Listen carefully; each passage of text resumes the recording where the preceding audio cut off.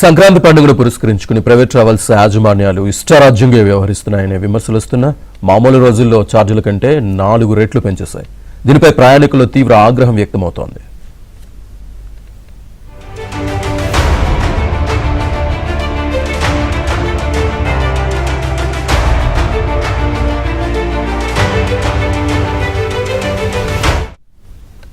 పండుగ వేళ సొంతూళ్లకు వెళ్లి అయిన వారితో సంతోషంగా గడపాలనుకుంటున్న సిటిజన్లకు చుక్కలు కనిపిస్తున్నాయి. టికెట్ల బుకింగ్ సమయంలోనే వారి ఆనందం ఆవిరవుతోంది. డిమాండ్ ఎక్కువగా ఉండడంతో ప్రైవేట్ ట్రావెల్స్ యాజమాన్యాలు కృత్రిమ కొరత సృష్టించి ఇష్టానికి టికెట్ ధరలు పెంచుతున్నాయి. సాధారణ రోజులతో పోలిస్తే 3-4 రెట్లు, కొన్ని ట్రావెల్స్ 5 రెట్లకు అంతకంటే ఎక్కువ మొత్తం వసూలు చేస్తున్నాయి. దీంతో పండుగకు పల్లెటూరు ప్రయాణం ఆర్థిక భారంగా మారుతోంది.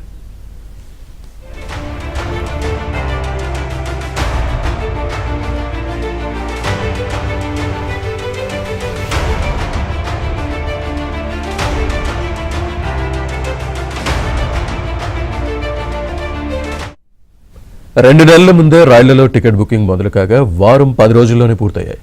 నెలన్నరగా చాలా రైళ్లలో బుకింగ్ రిగ్రెట్ చూపిస్తోంది. దీంతో మెజార్టీ ప్రయాణికులకు బస్సులు ఎదిక్కాయి. దీంతో ప్రైవేట్ ట్రావెల్స్ యాజమాన్యాలు ఇష్టానికి దోచుకుంటున్నాయి.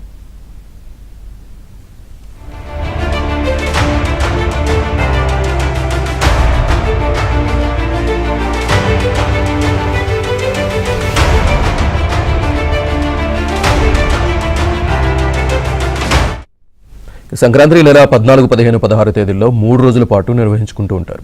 విద్యార్థులకు ఈ నెల 10వ తేదీ నుంచి సెలవులు ఇవ్వడంతో ఎక్కువ మంది 9వ తేదీన స్వగ్రామాలకు వెళ్లేందుకు ప్రయాణికులు ఆసక్తి చూపిస్తున్నారు. దీంతో ఆ వారం రోజుల పాటు టికెట్ల ధరల్లో భారీ పెరుగుదల కనిపిస్తోంది. సాధారణ రోజుల్లో బస్సు కేటగిరీని బట్టి హైదరాబాద్ నుంచి కాకినాడకి 800 నుంచి 3,299 వరకు ఉండే టికెట్ ధరలు ఇప్పుడు 1,500 నుంచి 7,000 నుంచి 8,000 వరకు చేరుకున్నాయి. హైదరాబాద్ నుంచి విజయవాడ వెళ్లే ఏసీ స్లీపర్ కోచ్లో టికెట్ ధరలు 2,222 నుంచి 5,000 వరకు ఉన్నాయి.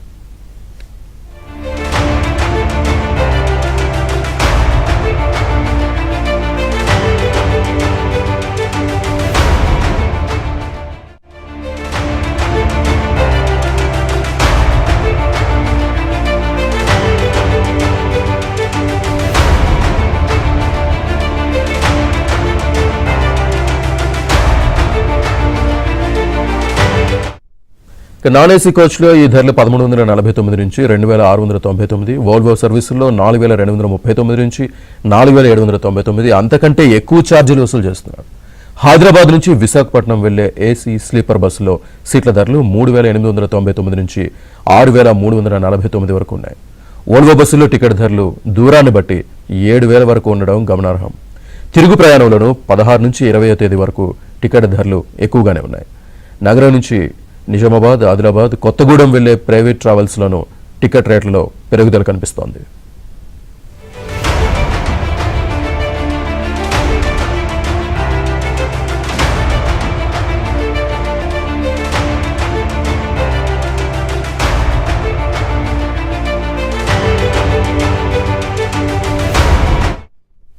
డిమాండ్ ఎక్కువగా ఉన్న నేపథ్యంలో మూలన పడ్డ, కాలం చెల్లిన, ఫిట్నెస్ లేని బస్సులకు తూతూ మంత్రంగా మరమ్మతు చేసి కొందరు యజమానులు రోడ్లపైకి తీసుకొస్తున్నారు. ఇది అత్యంత ప్రమాదకరమన్న అభిప్రాయం వ్యక్తమవుతోంది. అయినా రవాణా శాఖ అధికారులు పట్టించుకోవడం లేదు.